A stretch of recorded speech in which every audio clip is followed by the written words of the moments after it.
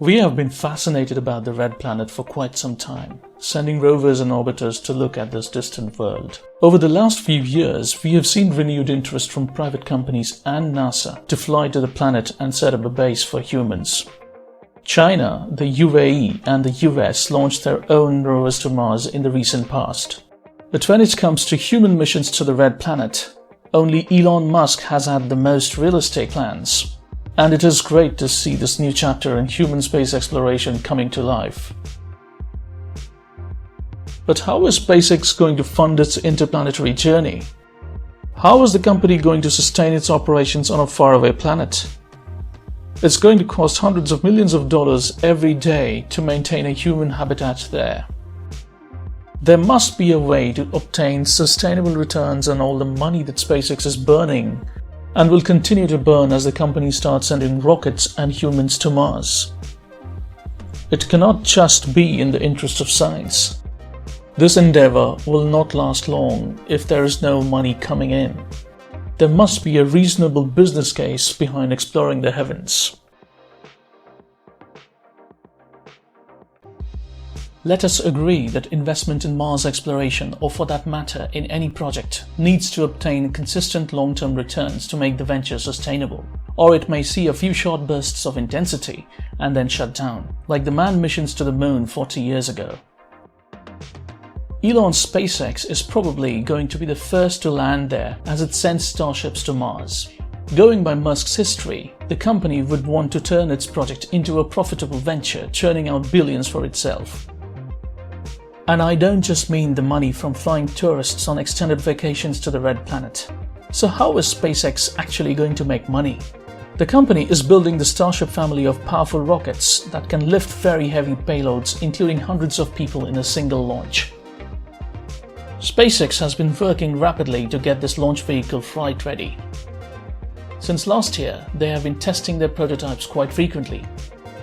Finally, in August 2020, we saw the first Starship hop of 150 meters in Boca Chica, Texas.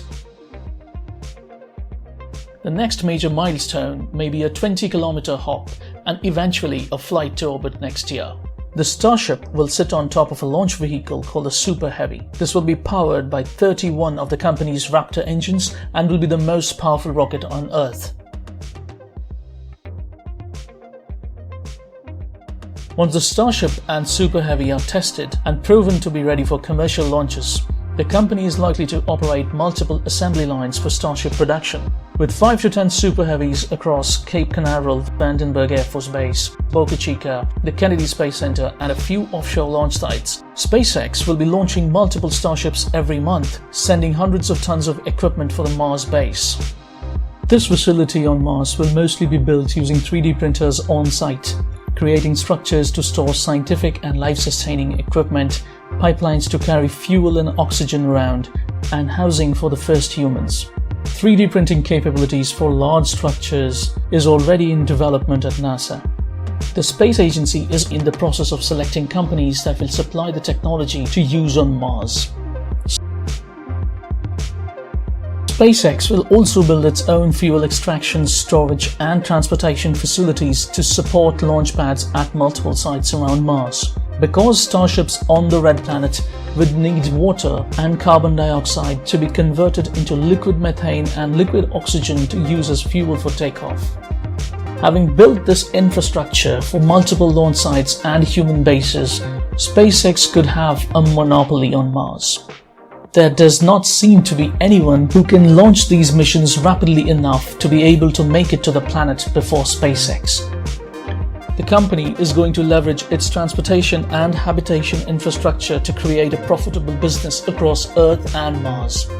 The first customers will be the scientific community who will use the Starship to carry experiments to understand the effects of interplanetary travel and to send scientific equipment to Mars.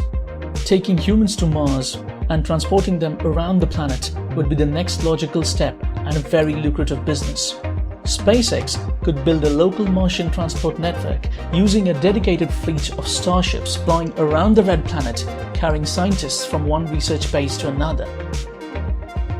Musk would have already demonstrated point-to-point travel on starships on Earth. A completely new market will be created with a dominant monopoly. SpaceX will virtually own the planet.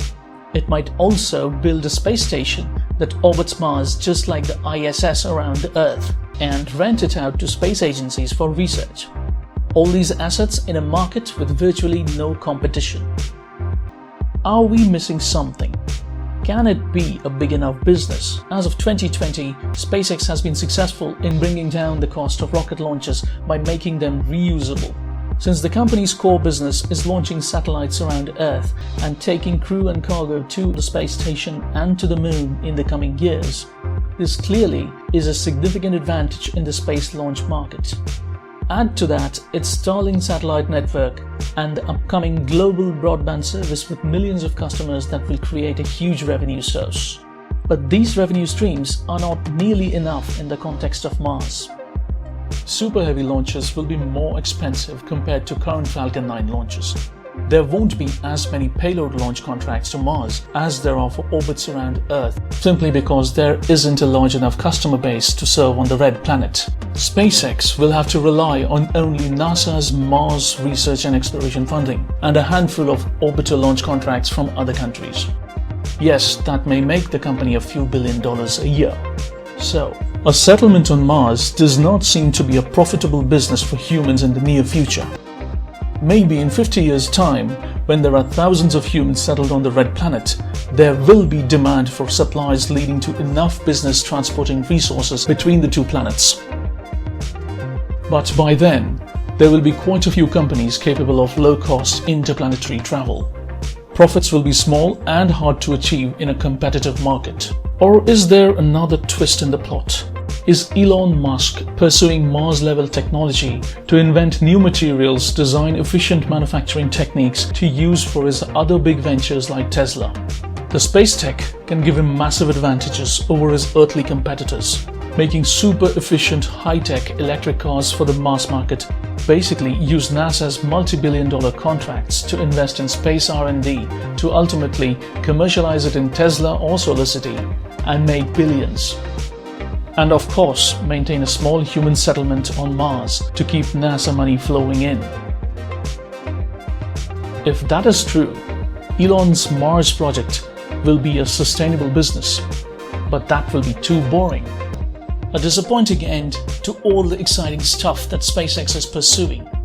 We need a strong business around Mars. Maybe we do not have the technology right now or the need to go to Mars to solve a problem that helps create a big enough market. You know what? Elon is a genius. Let's just hope that he has it all figured out and will be the one to take mankind to the stars.